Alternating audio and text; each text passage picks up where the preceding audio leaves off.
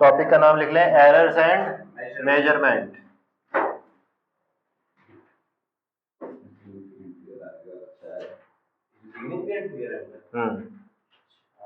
Errors and measurement. Again यहाँ से तुम्हारी फिजिक्स वाली जर्नी स्टार्ट होती है। वैसे जर्नी तो तुम्हारी पहले ही स्टार्ट हो चुकी थी, वो हमने मैथमेटिक्स एज अ टूल पढ़े थे। देखो फिजिक्स में क्या होता है, मैक्सिमम टाइम हम क्या फिजिक्स में क्या करते हैं, एक्सपेरिमेंट्स। ठीक है, कोई भी चीज करते हैं तो हम क्या करते हैं, एक्सपेरिमेंट्स करते हैं। और जब भी हम कोई एक्सपेरिमेंट करते हैं तो उसके अंदर हमें मेजरमेंट लेनी होती है। और जब हम मेजरमेंट लेते हैं तो ऑब्वियसली चांसेस है कि वहां पे एरर आए। एरर इन मेजरमेंट क्या है कि तुमने एक्चुअली कुछ लेंथ थी, तुमने जब मेजर की तो तुमने कुछ एरर कर दिया। जैसे अगर मान लो कोई एक लेंथ है, जैसे 6 मीटर की लेंथ है, तुम उसको मेजर करने गए, तुमने 6 मीटर के बजाय 5 मीटर कुछ सेंटीमीटर उसको मेजर किया, या फिर 6 मीटर 1 सेंटीमीटर या 2 सेंटीमीटर कुछ मेजर कर लिया। ठीक है, तो वो क्या है, एक एरर है। और एरर की बातें तुमने कभी देखी है, जैसे हम कोई भी मेजरमेंट करते हैं, किसी भी टाइप की मेजरमेंट करो, सभी में क्या आते हैं, एरर आते हैं। एक्चुअल वैल्यू तो निकालना it's very difficult, actual value निकालना बहुत डिफिकल्ट है। अब एरर कहां पे सिग्निफिकेंट है और कहां पे नहीं है, ये भी डिपेंड करता है। जैसे कि फॉर एग्जांपल, जैसे तुम 3 एग्जांपल लेते हैं, एक कबाड़ी वाले का, और एक सब्जी वाले का, और एक जो सुनार होता है, गोल्ड जो बेचता है, उसका एग्जांपल लेते हैं। जैसे मान लो तुम्हें कहीं रद्दी बेचनी है, तो वो जो तोलने आता है उसका जो तराजू होता है, ठीक है, उसमें देखा चाहे वो 4.5 किलो तोल रहा है या 4 किलो तोल रहा है, इतना, और उसके अंदर एरर होता है, और तुम कहते हो कोई बात नहीं, इट्स ओके। ठीक है, तुम बॉदर भी नहीं करते हो इतनी, मतलब 10 किलो रद्दी में उसने अगर 8 किलो भी मानी है या उसको 11 किलो मान रहा है, तो ना उसको बॉदर हो रहा है ना तुम्हें बॉदर कर रहा है वो। ठीक है, क्योंकि उसकी वैल्यू जो है वो बहुत कम है। ठीक, ऐसे ही जब तुम सब्जी वाले पे जाते हो, ठीक है, सब्जी वाला क्या करता है, जब तुम टमाटर तोल रहे हो, 1 किलो टमाटर तोले, 2 तुमने ऊपर से डाल दिए, तब भी वो कुछ नहीं कहता तुम्हें। ठीक है, मतलब 50-60 ग्राम अगर बढ़ भी गया, ठीक है, तो वो बॉदर नहीं करता। और अगर 50-60 ग्राम उसने कम भी दे दिया तुम्हें, तो तुम भी बॉदर नहीं करते हो इतना। लेकिन सेम चीज अगर तुम सुनार के पास या जो गोल्ड बेचता है उसके पास जाओ, ठीक है, तो उसकी मेजरमेंट कितनी प्रिसाइज होती है। अगर तुमने कभी देखा, कभी गए हो जीवन में सुनार की दुकान पे, उसका जो तराजू होता है, अगर तुमने देखा होगा कि वो एक बॉक्स में रखता है। क्यों रखता है वो बॉक्स में? वैक्यूम वैक्यूम कुछ नहीं होता उसके अंदर। कौन सा प्रेशर? हाँ, कहीं ना कहीं सही है वो। मान लो उसकी दुकान पे पंखा चल रहा है, मान लो उसकी दुकान पे पंखा चल रहा है, तो एयर भी कुछ ना कुछ उसके ऊपर फोर्स लगा देगी, और जब उसके ऊपर फोर्स लगाएगी तो उसका जो, अगर वो गोल्ड तोल रहा है तो वो ज्यादा तोल सकता है, तो तुम्हें क्या मिलेगा, ज्यादा है कम? फायदा होगा। अबे तुम्हें फिर नुकसान होगा, तुम्हें नुकसान होगा जब तुम खरीद रहे हो, है ना, खरीद मोहन, तुम मोहन ही रह गए। अरे चलो ठीक है, ओके। तो जब तुम किसी भी सुनार के पास जाते हो तो वो एक बॉक्स के अंदर रखा है, ताकि जो बाहर का जो एयर प्रेशर है, ठीक है, जो फैन चल रहा है उसकी दुकान पे, वो भी उसके मेजरमेंट में इम्पैक्ट ना डाले। और अगर तुमने ध्यान से देखा होगा तो 3 डिजिट तक भी मेजर करता है उसको। ठीक है, तो ताकि उसको बिल्कुल एक्यूरेट गोल्ड वो बेचे और एक्यूरेट गोल्ड ही वो खरीदे, मतलब उसमें जो कस्टमर है उसका भी नुकसान ना हो, ठीक है, और उसका जो बेच रहा है, जो दुकान वाला है, उसका भी नुकसान नहीं होना चाहिए due to error in measurement. ठीक है, ये चीज समझ में आई? ठीक है, एरर क्यों इंपॉर्टेंट हमारे लिए, क्योंकि जब हम किसी भी प्रिसाइज चीज को करते हैं तो वहां पे एरर हम कम से कम रखने की कोशिश करते हैं। अब ये एरर आ कहां से जाता है? ठीक है, एरर आता कहां से, देखो, जैसे कि मान लो मेरे पास ये स्केल है, ठीक है, ये स्केल से मैं मेजर करना चाहता हूं कोई भी चीज।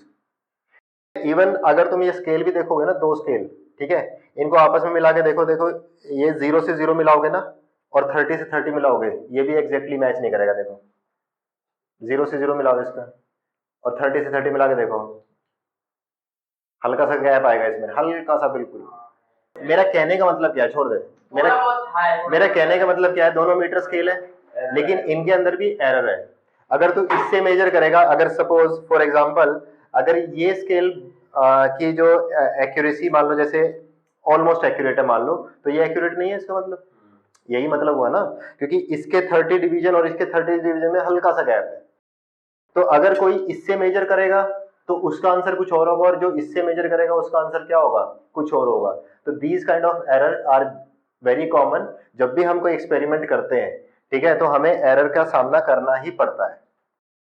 और कभी भी हम एग्जैक्ट वैल्यू या एक्चुअल वैल्यू या ट्रू वैल्यू हम कभी भी अचीव नहीं कर सकते, हम कभी भी अचीव नहीं कर सकते। ठीक है, तुम स्केल से मेजर करो, मैं वर्नियर कैलिपर लेके आऊंगा, मैं एक डिजिट और मेजर कर सकता हूँ। ठीक है, तुम वर्नियर कैलिपर से करो, मैं स्क्रू गेज ले आऊंगा, ठीक है, तो मैं उससे और ज्यादा एक्यूरेट मेजर कर पाऊंगा। ये वर्नियर कैलिपर स्क्रू गेज क्या होता है, जब हम मेजरमेंट इंस्ट्रूमेंट पढ़ेंगे तब पढ़ेंगे ये चीजें, लेकिन उनकी एक्यूरेसी ज्यादा होती है। कोई वर्नियर सॉरी स्क्रू गेज से भी ज्यादा कोई मतलब लेजर से मेजर कर रहा है तो उसकी एक्यूरेसी और भी ज्यादा हो जाएगी। ठीक है, तो एरर को हम अवॉइड नहीं कर सकते, एरर हमेशा ही हमेशा हमारे जीवन में रहते हैं। तो लिखो सबसे पहले व्हाट इज एरर, लिखें एरर क्या है। एरर इज व्हाट, लिखो error is basically deviation from the actual value. Error is basically deviation from the actual value या ट्रू वैल्यू, एक्चुअल वैल्यू या फिर ट्रू वैल्यू, एक्चुअल वैल्यू या फिर true value. ठीक है, अब अगर मेरे को एरर ऐसे समझ में आया तो इसका मतलब एरर क्या चीज है कि true value minus measured value. जो वैल्यू मैंने मेजर करी और जो ट्रू वैल्यू थी उसका डिफरेंस ही क्या है, एरर है। उसका डिफरेंस ही क्या है, एरर है। ठीक है, ये चीज समझ में आई। ठीक है, अब जब हम किसी भी चीज को मेजर करते हैं, जब हम किसी भी चीज को मेजर करते हैं तो जनरली उसको दो कैटेगरी में डिवाइड कर देते हैं। एक तो होता है सिस्टमैटिक एरर और दूसरा होता है रैंडम एरर। एक तो होता है सिस्टमैटिक एरर और दूसरा क्या होता है, रैंडम एरर। अब ये दोनों चीज क्या चीजें हैं, देखो सिस्टमैटिक एरर वो है जो हमारे जो मेजरिंग डिवाइस है जो उसमें फॉल्ट है उसकी वजह से, और वो हमेशा नोन होता है मुझे। कैसे, मुझे पता है मेरा एक स्केल छोटा एक बड़ा है, ठीक है, मेरे को पता है कि जो छोटे वाला वो गलत है। फॉर एग्जाम्पल मैंने मान लिया कि मेरा छोटे वाला क्या है, गलत है, तो मुझे पता है मेरे स्केल में एक एरर है। उसको मैं क्या करूंगा, मैं एक्चुअल जो मेरे को लगता है कि हाँ ये वाला स्केल मेरा सही है, तो उससे कंपेयर करके मैं देख लूंगा कि ये 2 mm या 3 mm जो है वो छोटा है। तो जब भी मैं मेजरमेंट कर रहा हूं, जब भी मैं मेजरमेंट कर रहा हूं इसकी वजह से, तो इसकी जो वैल्यू आएगी, तो जो गैप है वो 3 mm का या 2 mm का जो भी गैप है उसको मैं प्लस माइनस करके अपनी रीडिंग को एडजस्ट कर सकता हूं।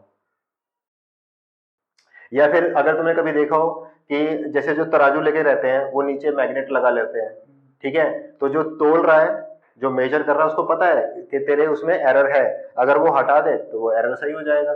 तो these are called systematic error. और दूसरा क्या होता है, रैंडम एरर। रैंडम एरर क्या होता है कि जो तुम्हें नहीं पता किस वजह से आ गया। ठीक है, मान लो जैसे तुम यहाँ पे खड़े होके अगर किसी थर्मामीटर से टेम्परेचर मेजर कर रहे हो, बाहर जाके मेजर कर रहे हो, ठीक है, कोई भी एक्सपेरिमेंट कर रहे हो, तुमने यहाँ पे रूम में कर लिया, वही एक्सपेरिमेंट तुमने बाहर जाके कर लिया, और मान लेते हैं वो जो एक्सपेरिमेंट है वो टेम्परेचर सेंसिटिव है, तो एनवायरमेंट का जो टेम्परेचर है वो उसके ऊपर इम्पैक्ट डालेगा। ठीक है, तो उसकी वजह से क्या हो सकता है, एरर आ सकता है। जैसे अभी हमने सुनार की बात करी थी, वो जो तराजू है अगर वो ओपन एयर में रख दे और फैन चला दे फुल स्पीड पे, तो उस एयर की वजह से भी वहां पे क्या आ सकता है, एरर आ सकता है। ठीक है, वो कितना है क्या है वो हमें नहीं पता। तो all these are categorised as random error. ठीक है, तभी अगर तुमने देखा होगा जो हाई प्रिसाइज एक्सपेरिमेंट्स होते हैं वो हमेशा वैक्यूम में किए जाते हैं ताकि एटमॉस्फेयर का इंपैक्ट ना आए, वहां पे कंट्रोल्ड एनवायरनमेंट में करते हैं हमेशा एक्सपेरिमेंट। ठीक है, तो these are called random errors. समझ में आया, लिखो categorisation of error, categorization of errors. Error can be categorized into two categories. One is systematic error and the second one is random error. Systematic error and random error. Systematic errors systematic errors are the errors Systematic error are the errors whose cause are known to us. Whose cause are known to us.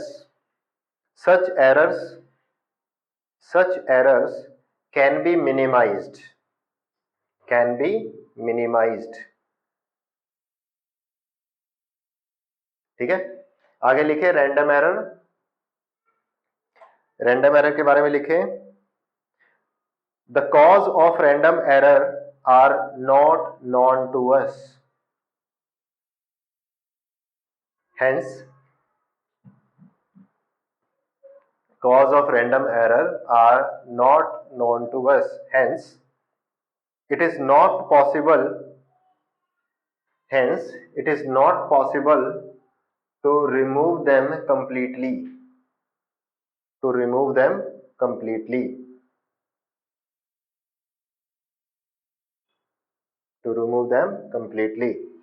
ठीक है, तो अब जो आगे चर्चा होगी ना, वो चर्चा होगी रैंडम जो एरर होते हैं उसको मिनिमाइज कैसे किया जाए। आगे जो चर्चा होगी वो किस पे होगी, जो रैंडम एरर है उसको कैसे हम मिनिमाइज करते हैं। ठीक है, अब जैसे मान लो कि तुम कोई भी एक्सपेरिमेंट कर रहे हो लैब के अंदर, ठीक है, और तुमने कुछ रीडिंग ली, ठीक, एक पर्सन ए है और एक पर्सन बी है। इसने ये गया लैब के अंदर, इसने रीडिंग ली 1.23 और इसने रिपोर्ट कर दी कि मेरी जो है रीडिंग ये है। एक जो अच्छा बच्चा है, भल्ला टाइप्स, ठीक है, वो क्या करेगा, रीडिंग नोट कर रहा है और उसने बहुत सारी रीडिंग नोट्स करी।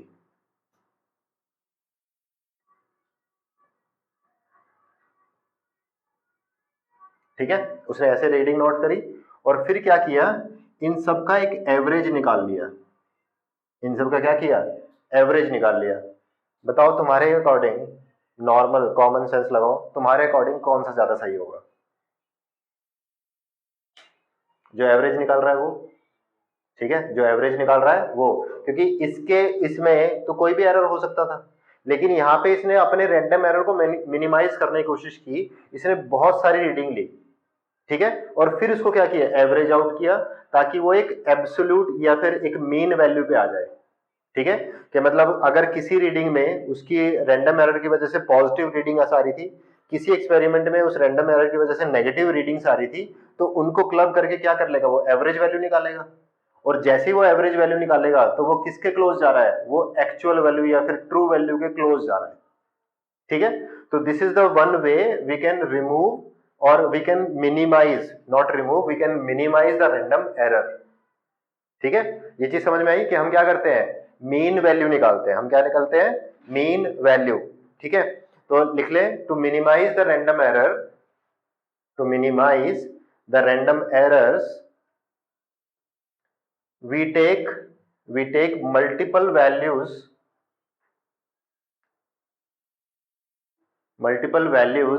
of an experiment and then calculate the mean, and then calculate the mean of all those observations, ठीक है। तो जैसे कि अगर मान लो कोई एक्सपेरिमेंट हुआ, उसके अंदर A1, A2, A3, A4 and so on AN, ये क्या ली उसने, ये सारी ऑब्जर्वेशन उसने कलेक्ट कर ली या फिर रीडिंग उसने कलेक्ट की। ठीक है, तो उसके बाद जो ये इसने A मीन या फिर A एवरेज क्या निकाला उसने, A एवरेज निकाला, that is A1 plus A2 plus A3 up to so on AN by N, N is what, number of readings या फिर number of observations। तो ये जो एवरेज वैल्यू आई या फिर जो मीन वैल्यू आई, this average value is almost equal to true value, is almost equal to true value. ठीक है, लिखो एक बार ये। ठीक है, ये चीज समझ में आई भाई कि एवरेज वैल्यू क्यों निकालते हैं, और ये किसके क्लोज मान लेते हैं, हम ट्रू वैल्यू के क्लोज मानते हैं। जितनी ज्यादा रीडिंग्स होंगी उतनी ही ज्यादा एक्यूरेसी हमारे रिजल्ट में आएगी, उतना ही हम ज्यादा ट्रू वैल्यू के क्लोज होंगे। ठीक है, ओके, अब एक चीज और समझो, एक चीज समझो, देखो अगर ये जो वैल्यू आई, this value, this A average मेरी ट्रू वैल्यू के इक्वल है, मान लेते हैं, अप्रोक्सीमेट इक्वल मान लेते हैं। ठीक है, तो इसका मतलब अगर मुझे हर एक एक्सपेरिमेंट में या हर एक जितने भी मैंने एक्सपेरिमेंट दिए, this is experiment number 1, this is experiment number 2 and so on, this is experiment number n, तो मेरे को हर एक एक्सपेरिमेंट में ये देखना हो कि मेरा एरर कितना था। तो वो कैसे कैलकुलेट कर पाऊंगा मैं? Delta A1 is what? Error in first experiment is what? A average minus A1। ये चीज समझ में आई कि जो मेरी ट्रू वैल्यू है उससे मैंने ये जो वैल्यू आई थी इसको मैंने माइनस किया तो मेरे को क्या मिला? तो मेरे को फर्स्ट रीडिंग का एरर मिल गया। ऐसे ही मेरे को ये क्या मिलेगा? सेकंड रीडिंग का, ये सेकंड रीडिंग का क्या हो जाएगा? एरर हो जाएगा। ऐसे करते करते मैं क्या निकाल लूंगा? AN is equal to A average minus AN minus हाँ माइनस AN, बताता हूं, minus AN, this is what? These are called absolute error.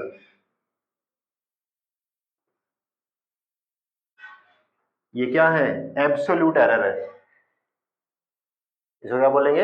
Absolute error, क्योंकि ये हमने मान लिया ट्रू वैल्यू, इसमें से जो भी डिफरेंस आ रहा है वो क्या है? Absolute error. ये प्लस भी हो सकता है और माइनस भी हो सकता है, लिख लो ये, दिस कैन बी प्लस और minus, this can be plus और माइनस। एब्सोल्यूट एरर का मतलब समझ में आया?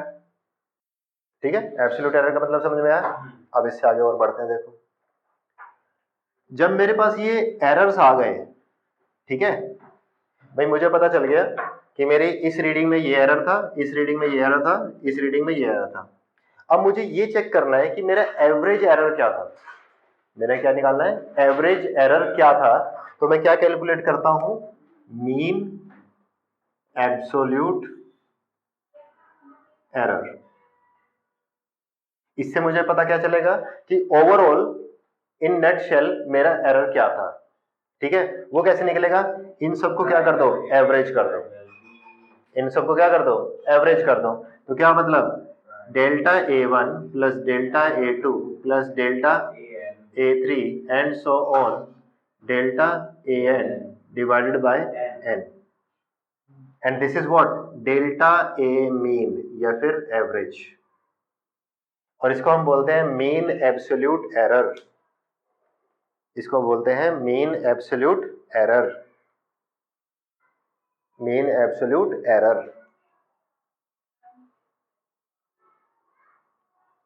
ठीक है, and this is very important, this is very important. अब एक चीज और ध्यान रखें, यहाँ पे हमने यहाँ पे देखा ये पॉजिटिव भी हो सकती है और नेगेटिव भी हो सकती है, पॉजिटिव भी हो सकती है और नेगेटिव भी हो सकती है। लेकिन जब भी हम मीन कैलकुलेट करेंगे हम हमेशा इसकी पॉजिटिव क्वांटिटीज का ही सम करेंगे। मतलब अगर मान लो यहाँ पे -3 आ रहा था तो यहाँ पे हम उसको 3 लिखेंगे पॉजिटिव। ये समझ में आया कि हम इसको हमेशा क्या लिखेंगे? एज ए पॉजिटिव मान के ही हम उसकी एवरेज निकालेंगे। इस चीज का ध्यान रखें हमेशा। ठीक है, ये चीज समझ में आ गई। अदरवाइज तो क्या होगा? देख सोच, अगर मैं ऐसा ना करूं तो इसका मतलब क्या होगा कि सपोज मैंने एक एक्सपेरिमेंट के 2 एक्सपेरिमेंट किए, ठीक है, एक में जो एब्सोल्यूट एरर आया वो आया +0.1 और दूसरे में आया -0.1। मैंने एवरेज किया, 0 हो गया। तो इसने क्या क्या, क्या कह दिया मुझे कि आपकी रीडिंग में तो एरर ही नहीं है, लेकिन एक्चुअल में तो एरर है। समझ में आया कि हम नेगेटिव क्यों नहीं लेते? Always take positive with positive sign. मतलब ऐसा नहीं है कि उस रीडिंग को छोड़ देना है, उस रीडिंग को लेना है लेकिन पॉजिटिव साइन के साथ। ये चीज समझ में आई? पक्का? ठीक है, अब इसके सिग्निफिकेंस क्या है? What is the significance of this number? इसका सिग्निफिकेंस ये है कि जब भी हम कोई भी इंस्ट्रूमेंट बनाते हैं, उसकी कैलिब्रेशन करते हैं, सब कुछ करते हैं, तो हम हमेशा उसकी रीडिंग को ना हम ऐसे लिखते हैं, ए एवरेज, एवरेज बोले तो ट्रू वैल्यू, मतलब ए एवरेज क्या है? Almost true value plus minus delta A mean, ऐसे लिखा होता है हमेशा रीडिंग्स। जैसे कि तुम्हारा कोई भी इंस्ट्रूमेंट हो, समथिंग प्लस माइनस इतना %, समथिंग प्लस माइनस इतनी वैल्यू, ठीक है, अगर तुम किसी भी इंस्ट्रूमेंट में देखोगे तो जब भी कोई रीडिंग दी होती है उसमें लिखा होता है प्लस माइनस इतना परसेंट। ठीक है, तुमने लास्ट ईयर वो पढ़े थे, रेजिस्टेंस पढ़े थे, रेजिस्टेंस की रीडिंग होती है एक हाँ रेजिस्टेंस, रेजिस्टेंस ऐसे लिखा होता है 1 ohm plus minus 1%। This is what, यही तो है। और ये क्या है, ये समझ में आया किस तरीके से लिखते हैं? ठीक है, ये तुमने देखा है। ठीक है, कभी भी किसी चार्जर पे देखना या किसी इंस्ट्रूमेंट पे देखना, वहां पे लिखा होता है ये इतना परसेंट एरर है इसके अंदर। ठीक है, तो अब ये एक बात बताओ कि अगर कोई कोई तुम एक्सपेरिमेंट करते हो, एक ने तो कोई भी एक बंदा है उसने लिखा 9.8 और एक ने लिखा 9.8 प्लस माइनस 0.1, कौन ज्यादा पढ़ा लिखा है? पहली बात तो नीचे वाला। ठीक है, उसको पता है कि एरर का सिग्निफिकेंस क्या है। ठीक है, हो सकता है कि तुमने अपने कंट्रोल्ड एनवायरनमेंट में जब उसको टेस्ट किया था या चेक किया था उसकी वैल्यू 9.8 थी, लेकिन जब तक वो घर पहुंचा उसमें टेम्परेचर चेंज हो गया। मतलब तुम तो कहीं थे कश्मीर में, वहां पे तुमने मेजर किया 9.8, तुम जब जैसे नीचे दिल्ली में आए वहां पे टेम्परेचर गर्म हो गया। ठीक है, तब रीडिंग आई 9.9। ठीक है, तो यहाँ पे झोल है, देयर इज अ गैप। तो वो गैप तुम पहले से बता दो कि भैया इसमें इतना एरर हो सकता है। ठीक है, ये चीज समझ में आएगी, लिख लो। आगे हेडिंग डालें रिलेटिव और फ्रैक्शनल एरर। रिलेटिव और फ्रैक्शनल एरर। अब देखो ये रिलेटिव और फ्रैक्शनल एरर क्या चीज है।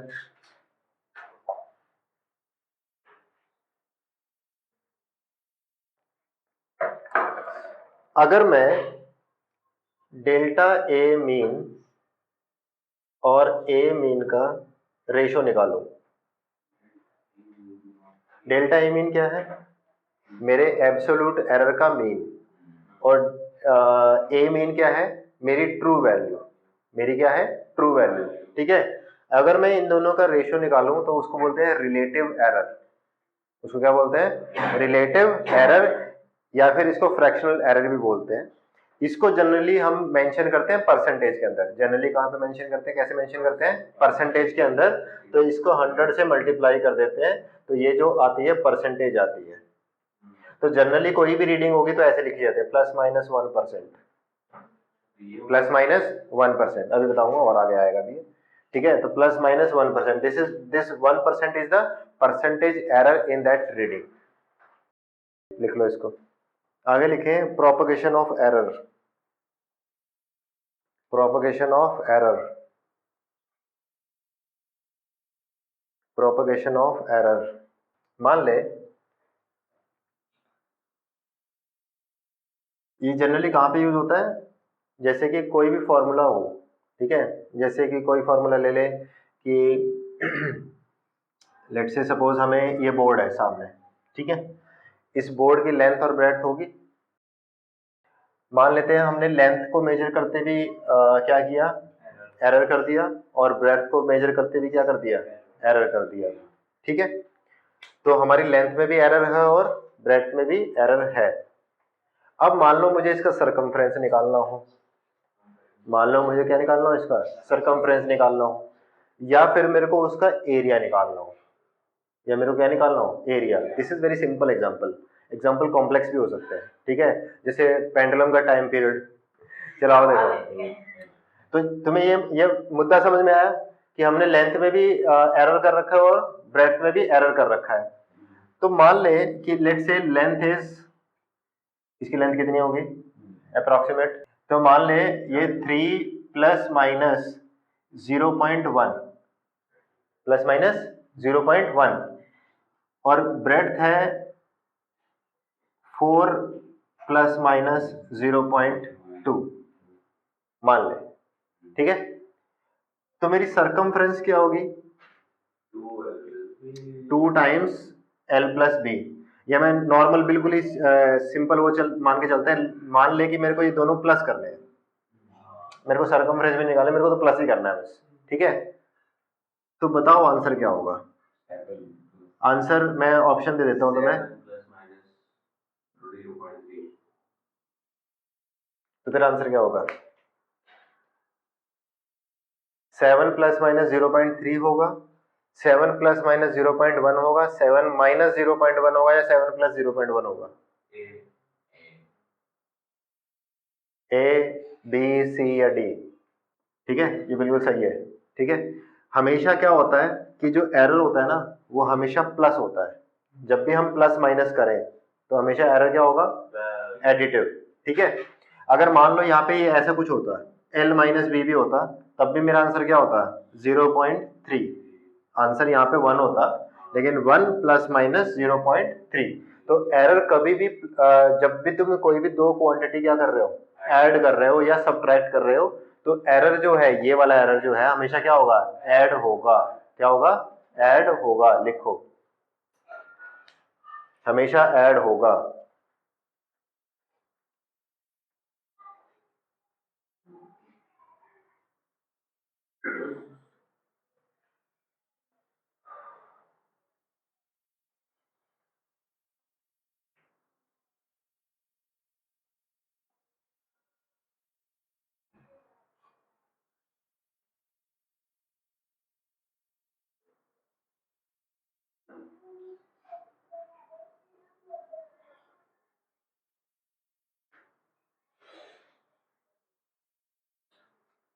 ये चीज समझ में आई? ठीक है, ये केस केस 1 लिख लेना, इसको केस 1 लिखना, एडिशन और सब्ट्रैक्शन का केस। This is for the addition और सब्ट्रैक्शन, एडिशन और सब्ट्रैक्शन।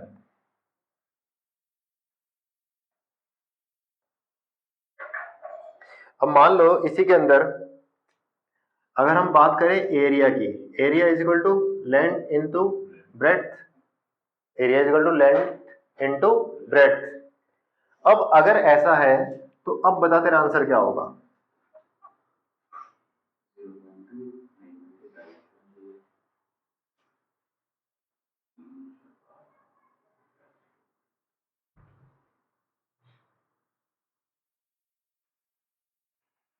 अब बता क्या होगा?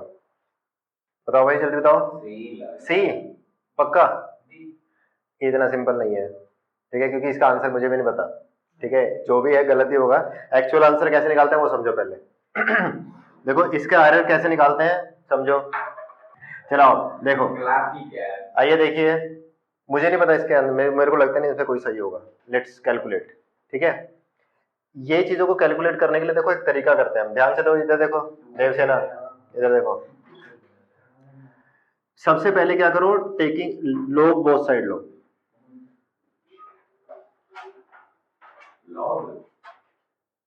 इसमें कोई दिक्कत? अगर मैं दोनों तरफ लॉग लेता हूं तो log A is equal to log L plus log B. ठीक है, अब इसको करो डिफरेंशिएट। अब इसको क्या करो? Differentiate. What is differentiation of log A? 1 by A d A. ऐसे ही ये क्या होगा? 1 बाय एल डी एल। और ऐसे ही ये क्या होगा? 1 by B d B. 1 by B d B. अच्छा, ये जो एरर होते हैं ये बहुत ज्यादा छोटे तो नहीं होते? ठीक है, तो ऐसे जब भी छोटे नहीं होते तो उसके केस में हम क्या लिख देते हैं? डेल्टा। डी की जगह हम क्या लिख लेते हैं? डेल्टा। तो मैं इसको ऐसे लिख सकता हूं क्या? डेल्टा ए अपॉन में A is equal to delta L upon में L plus delta B upon में बी। कोई दिक्कत? ठीक है, ये तरीका है एरर निकालने का इन केस ऑफ मल्टीप्लिकेशन और division. In case of multiplication और डिवीजन। अब बात ये आती है कि ये डेल्टा क्या है? दिस इज दी, ये वाला जो परसेंटेज है या ये वाली जो वैल्यू है, ये जो एरर वैल्यू है। ठीक है, ये डेल्टा एल की वैल्यू क्या है? 0.1। डेल्टा बी की वैल्यू क्या है? 0.2। तुम्हें निकालनी क्या है? Delta A. तेरे को निकालना क्या है? Delta A. और ये ए क्या चीज है? ए है, इन दोनों को मल्टीप्लाई करके जो नंबर आया वो है ए। एल कितना है? 3। और ये कितना है? 4। तो जरा कैलकुलेट करके देखें, delta A by 12 is equal to delta L कितना? 0.1 बाय 3 प्लस 0.2 बाय 4। कैलकुलेट करो जल्दी, कितना आ गया ये? 0.5। कुछ भी पकड़ लेता है। This is 0.03। This is 0.03 plus 0.05। ठीक है, इसको प्लस किया तो 0.08, इससे मल्टीप्लाई किया तो 0.96 0.96। व्हाट इज डेल्टा ए की वैल्यू 0.96। तो मेरा एक्चुअल में जो एरिया लिखा जाएगा वो कैसे लिखा जाएगा 12 प्लस माइनस 0.96। तभी मैंने बोला था मुझे नहीं पता इसमें आंसर सही भी है कि नहीं। समझ में आया कैसे करना है? पक्का देख लो, एक बार नोट डाउन करो इसको। और आगे देखो डिवीजन वाला केस देखते हैं। जैसे कि टाइम पीरियड वाला एग्जांपल लेते हैं। t is equal to 2 pi root L by g होता है, ठीक है। क्वेश्चन को थोड़ा सा चेंज कर देते हैं, ज़्यादा चेंज करने की जरूरत नहीं है, थोड़ा सा चेंज करते हैं इसको। जस्ट फॉर एग्जांपल मेरी लेंथ जो है पेंडुलम की वो है 5 प्लस माइनस 0.1, ठीक है। और जो मैंने टाइम लिया है वो है 2 प्लस माइनस 0.5 ऐसे, ठीक है। ये एरर कहाँ से आए होंगे कि एक तो हमने जब मेजर किया उसमें एरर डाल दिया, या फिर बॉल का वेट हमने कंसीडर नहीं किया, ठीक है। बॉल वेट ज़्यादा हो गया तो वो स्ट्रेच हो गई तो उसकी वजह से एरर आ गया, ठीक है। टाइम पीरियड का मतलब क्या है, जब हम उसकी ऑसिलेशन कैलकुलेट कर रहे हैं या कर रहे हैं, जैसे ही मतलब एक्चुअल में कैसे कैलकुलेट होता है, जैसे ही मैंने उस बॉल को छोड़ा तो उसी टाइम मेरा टाइमर ऑन हो जाना चाहिए, ठीक है। तो उसको प्रेस करने में जो टाइम का डिफरेंस आ गया दैट इज एरर, ठीक है। तो अब मेरे को मान लो क्या कैलकुलेट करना हो, मेरे को जी कैलकुलेट करना हो, ठीक है। क्या मेरे को कैलकुलेट करना हो, जी कैलकुलेट करना हो। ये मतलब रैंडम वैल्यू लिए, एक्चुअल वैल्यू से कोई लेना देना नहीं है इसका। जस्ट टू एक्सप्लेन कि डिवाइड वाले केस कैसे करेंगे, ठीक है। तो देखो सबसे पहले तो हमें जी की वैल्यू चाहिए, तो सबसे पहले हम क्या करें, इसको क्रॉस स्क्वायरिंग बोथ साइड कर लो। T square is equal to 4 pi square L by जी। तो जी की वैल्यू क्या आ गई 4 पाई स्क्वायर एल अपॉन में टी स्क्वायर। ये चीज समझ में आई तेरे को? मेरे को क्या निकालना है, जी के अंदर एरर निकालना है। और तो मैं क्या करूंगा, टेकिंग लॉग बोथ साइड। तो लॉग जब मैं दोनों तरफ लूंगा तो ये क्या बन जाएगा log g is equal to, अब देखो एक चीज का ध्यान, जितने भी कांस्टेंट्स है हम उसको बॉदर नहीं करते, हमें उससे कोई मतलब नहीं है उसका, ठीक है। कांस्टेंट्स हटा दिए, हमें जो वेरिएबल्स है उनकी उनसे मतलब है। log g is equal to log l minus log t square. कोई दिक्कत इस चीज में नहीं है, ठीक है। अब इसका क्या करूं मैं, डिफरेंशिएट करूं, इसको क्या करूं डिफरेंशिएट करोगे तो डेल्टा जी, अब मैं डी जी नहीं लिख रहा, मैं डेल्टा जी लिख रहा हूं डायरेक्टली, ठीक है। Delta g by g is equal to delta l by l minus two delta t by t. ये टू कहां से आ गया रे, जब टू बाहर आया, देखो लॉग टी स्क्वायर क्या है, टू तो बाहर आ सकता है, तो ये क्या है 2 log टी।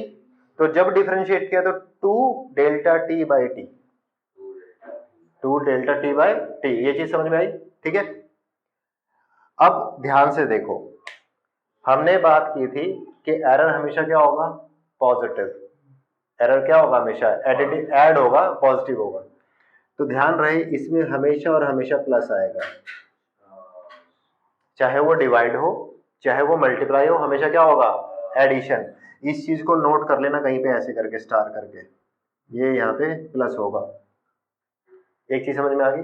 अब कैलकुलेट करते हैं, चलो देखो g की वैल्यू कैसे कैलकुलेट होगी भाई, यहाँ पे g की वैल्यू देखो यहाँ से आएगी g की वैल्यू, ये रही g की वैल्यू, ठीक है। l रखोगे 5, यहाँ पे रखोगे 2, जो कैलकुलेट करके आएगा वो आंसर, जो कैलकुलेट करके आया वो आंसर। मान लेते हैं इससे जो आंसर आया वो कैपिटल G आ गया, जस्ट जो भी आएगा आएगा, ठीक है। अब इससे जो आएगा वो कैलकुलेट कर सकते हैं, देखो delta G by G is equal to delta कितना है 0.1 बाय 5 प्लस 2 इंटू में 0.5 1 बाय 2, तो मतलब ये हो गया। ये चीज समझ में आ गई। अब क्या हो गया ये 0.02 प्लस 0.5 मतलब 0.52 इंटू में ये जो कैपिटल जी है ना, ये कैपिटल जी वो यहाँ पे आ जाएगा, क्योंकि इस जी की वैल्यू जो है वो कैलकुलेट होकर क्या आई है जी आई है, मतलब व्हाटएवर जो भी आई होगी, ठीक है, तो उससे हम क्या कैलकुलेट कर लेंगे, डेल्टा जी कैलकुलेट कर लेंगे, ठीक है, उससे हम क्या कैलकुलेट कर लेंगे, डेल्टा जी कैलकुलेट कर लेंगे। ये चीज समझ में आई, ठीक है। मल्टीप्लाई में कैसे करते हैं और डिवाइड में कैसे करते हैं समझ में आ गया, पक्का। अब देखो आगे एक चीज और देखो, कभी कभी कभी कभी तुम्हें क्वेश्चन में क्या दिया होगा, ऐसे एब्सोल्यूट वैल्यू ना दे करके तुम्हें परसेंटेज में दिया होगा। परसेंटेज में देने का क्या मतलब है कि जैसे मान लो अभी हम जो जैसे बात कर रहे थे, लेट से वही एग्जांपल ले लेते हैं, ये वाला,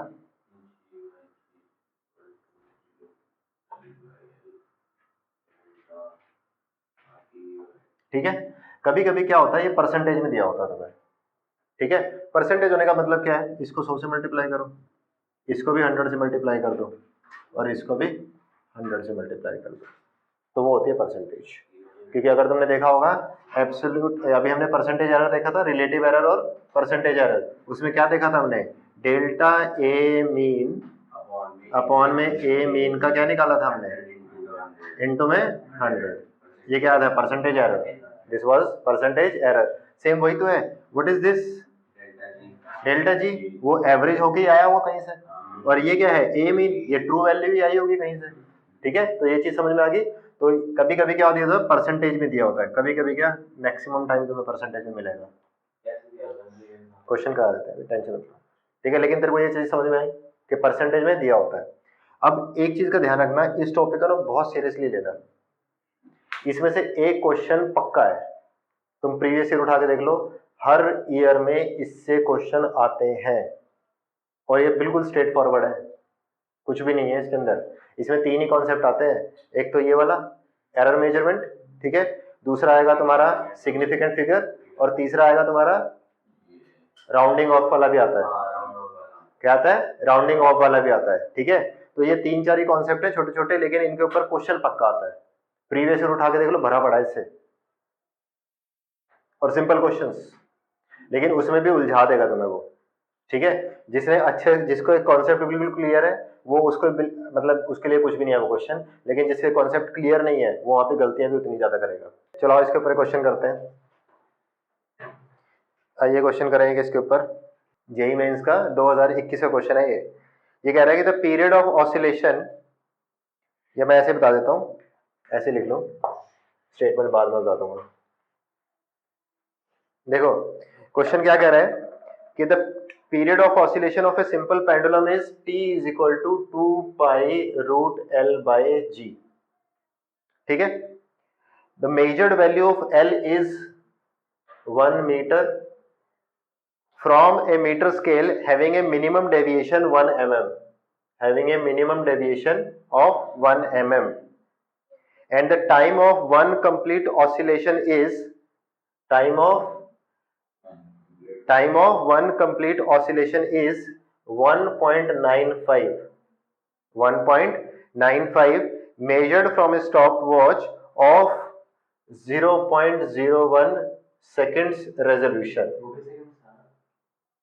हाँ ये भी सेकंड्स ही है, ठीक है, 1.9 सेकेंड्स, एंड उसका रेजोल्यूशन क्या है, 0.01 सेकेंड्स।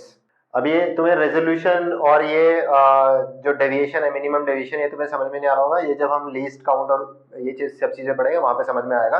अभी के लिए मान लो ये 1 mm का प्लस माइनस एरर है, और ये 0.01 का प्लस माइनस का एरर है, अभी ऐसे समझ के चलो, ठीक है। जब हम लीस्ट काउंट वगैरह पढ़ेंगे तब ये चीजें समझ में आएंगी, तो मैं बताऊंगा, क्लियर करूंगा ये सब चीजें। तो ये कह रहा है कि द परसेंटेज एरर इन जी, ये तुम्हें निकालना है, परसेंटेज एरर इन जी तुम्हें निकालना है। आओ देखो, सबसे पहले मैं करा देता हूं क्वेश्चन, ट्राई करना चाहते हो, करो, चलो देखिए ऑप्शन, देखिए इसके ऑप्शन में है 1.13%, 1.03%, 1.33%, एंड डी ऑप्शन इज 1.30%। आओ देखो करें, आइए देखो सबसे पहले हमें इसके अंदर निकालना क्या है, हमें इसके अंदर निकालना है delta g by g percentage के अंदर, ध्यान रहे। इसका मतलब ये हुआ कि हमें जी निकालने की जरूरत नहीं है, पहली चीज, ठीक है। फॉर्मूले से हमें समझ में आया, अभी जो पिछले जो एग्जांपल था वो यही था एग्जांपल, ठीक है। तो मुझे समझ में आ गया था कि g is equal to 4 pi square l by t square, यही आया था। तो वहां से जो फॉर्मूला निकल के आया था कैलकुलेट करने के लिए, वो ये आया था कुछ, delta l by l plus 2 times delta t by t. यहां तक तो एग्री है सभी, ठीक है। अब बताइए डेल्टा एल की वैल्यू कितनी है, 1 mm, और ये है मीटर में, दिस इज मीटर, ये मीटर में है और ये किस में है, mm में। तो बेसिकली लेंथ लिखी कैसे गई होगी, प्लस माइनस 0.001 मीटर, ये चीज समझ में आई। तो डेल्टा एल कितना है इसके अंदर, 0.001, या फिर 1 इंटू 10⁻⁻3, ठीक। अपॉन में एल कितना है, 1, L is 1, plus 2 times delta T कितना है इसमें, 0.01, और टी कितना है 1.95, 1.95। अब इस 0.01 और 1.95 को डिवाइड करके देखो क्या आएगा, क्या आ गया, 0.0102, उसको इंटू 2 से मल्टीप्लाई कर देंगे। तो देखो इससे करके क्या आया, 2 इंटू में क्या रहा था 0.0051, और यहाँ पे क्या गया 0.001, तो ये बन गया 0.001 प्लस इसको मल्टीप्लाई करो 0.0102, ऐसा कुछ, इसको ऐड कर दो, ये यहाँ पे 1 आएगा, यहाँ पे 1 आएगा, एक सेकंड, तो ये 0.102 है ना, ये आ गया। अगर तुम थोड़ा सा देखोगे ना, इसमें पीछे 879 कुछ आ रहा होगा शायद, मैंने कैलकुलेटर में देखा है, ठीक है। तो इसने एक्चुअली क्या किया है, यहाँ पे इसको राउंड ऑफ किया है यहाँ पे, तभी वो मेरा आंसर मैच करेगा, अदरवाइज आंसर नहीं आएगा, ठीक है। इन दोनों को ऐड करोगे तो ये बनेगा 0.001 प्लस 0.0103 राउंड ऑफ करके, ठीक है। दोनों को ऐड करोगे तो क्या आएगा 0.0113, देखो यही आ रहा है 0 ये दो, यहाँ पे 1, यहाँ पे 1, यहाँ पे 3, और हमें क्या निकालना है, परसेंटेज, हमें क्या निकालनी है, परसेंटेज। तो इसको 100 से मल्टीप्लाई किया तो आंसर क्या आएगा, 1.13%। A is your answer, A is your answer.